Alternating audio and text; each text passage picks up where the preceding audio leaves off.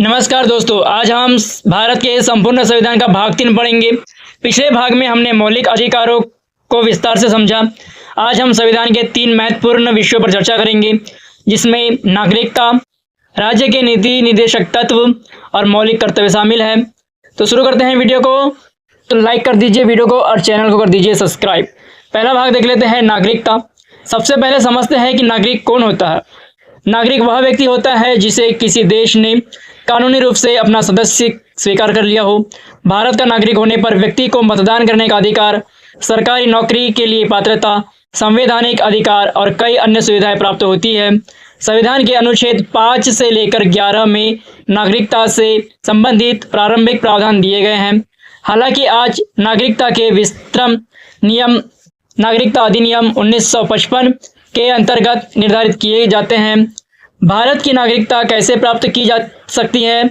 तो भारतीय कानून के अनुसार नागरिकता प्राप्त करने के तरीके निम्न प्रकार से हैं। पहला है जन्म से नागरिकता।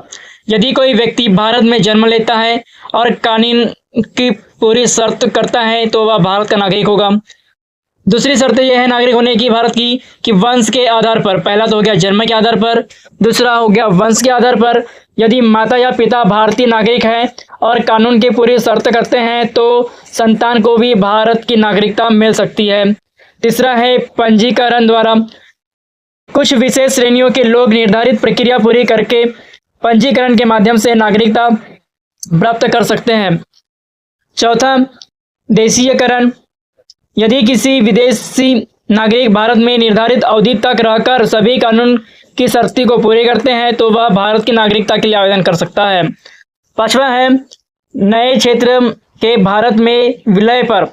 यदि कोई नया क्षेत्र भारत का हिस्सा बन जाता है तो वहां के लोगों की नागरिकता कानूनी रूप से भारत की हो जाएगी।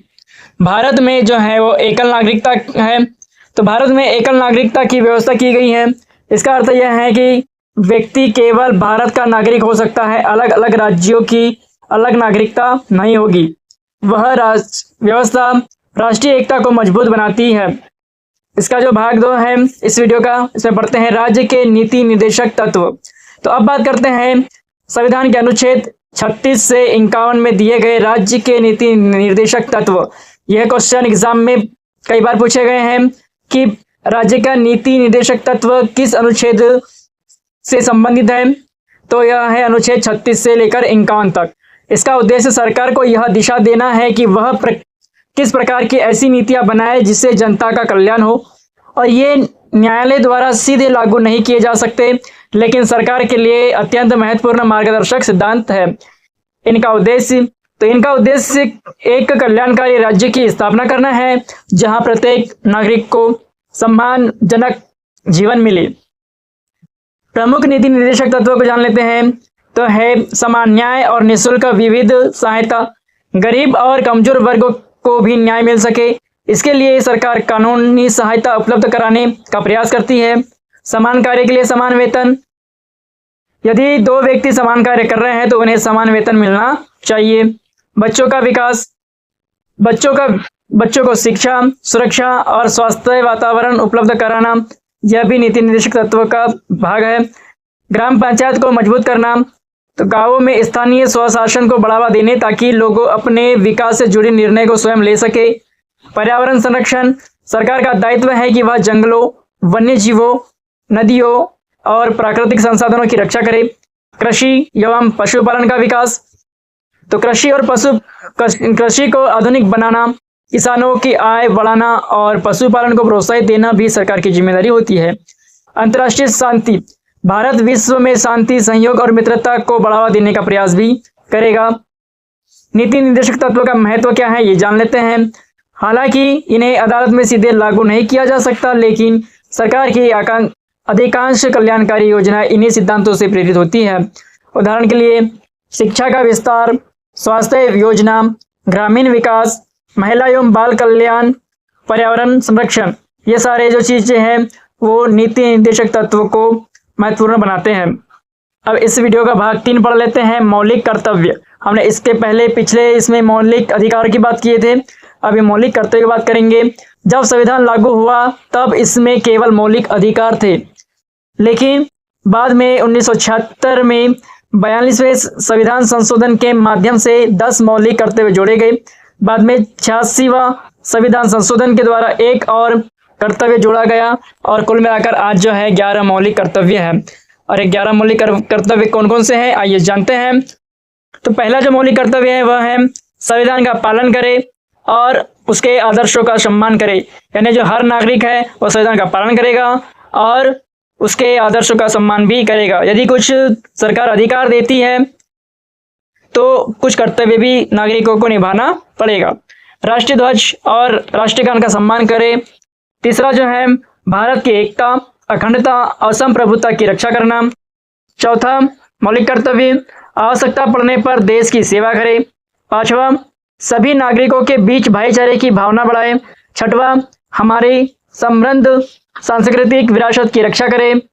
सातवां पर्यावरण, वन, झील, नदी और वन्य जीवों की रक्षा करे। आठवां वैज्ञानिक दृष्टिकोण, मानवता और सुधार की भावना विकसित करे। नौवां सार्वजनिक संपत्ति की रक्षा करे और हिंसा से दूर रहे। 10वां हर क्षेत्र में उत्कृष्टता प्राप्त करने का प्रयास करे। और अंतिम और 11वां जो है माता पिता या अभिभावक 6 वर्ष से 14 वर्ष के बच्चों को शिक्षा दिलाने का प्रयास करे। ये हमारे जो है भारत के मौलिक कर्तव्य है जो नागरिकों को पालन करना होता है। अब मौलिक अधिकार और कर्तव्य का संबंध क्या है ये भी जान लेते हैं। तो संविधान केवल अधिकार नहीं देता बल्कि कर्तव्यों को भी याद दिलाता है। यदि हर व्यक्ति को केवल अधिकार की बात करे और अपने कर्तव्य का पालन ना करे तो समाज में संतुलन बिगड़ जाएगा। उदाहरण के लिए हमें अभिव्यक्ति की स्वतंत्रता है लेकिन इसका उपयोग जिम्मेदारी से करना चाहिए। अभिव्यक्ति की स्वतंत्रता इसका मतलब ये नहीं कि आप कुछ भी मन चाहे किसी को भी कह सकते हैं, उसके लिए भी अपने कर्तव्य का पालन करते हुए कहना पड़ेगा। हमें स्वच्छ वातावरण का अधिकार है इसलिए पर्यावरण की रक्षा करना भी हमारा कर्तव्य है। हमें देश से सुरक्षा मिलती है इसलिए राष्ट्रीय एकता को बनाए रखना भी हमारा दायित्व होता है। तो आज हमने 3 महत्वपूर्ण विषयों को समझा। नागरिकता क्या है और इसे कैसे प्राप्त किया जाता है, राज्य के नीति निदेशक तत्व सरकार को किस दिशा में काम करने को प्रेरणा देती है और 11 मौलिक कर्तव्य कौन कौन से हैं जो हर नागरिक को निभाना चाहिए। इन्हीं तीनों को संतुलन से एक मजबूत, जिम्मेदार और लोकतांत्रिक भारत का निर्माण होता है। तो अगले भाग 4 में हम विस्तार से समझेंगे कि राष्ट्रपति, उपराष्ट्रपति, प्रधानमंत्री, मंत्रिपरिषद, संसद, लोकसभा और राज्यसभा होगी इसमें, तथा कानून कैसे बनता है। यह संविधान का सबसे महत्वपूर्ण और सबसे अधिक पूछे जाने वाला भाग है। तो मिलेंगे हम भाग नंबर 4 में।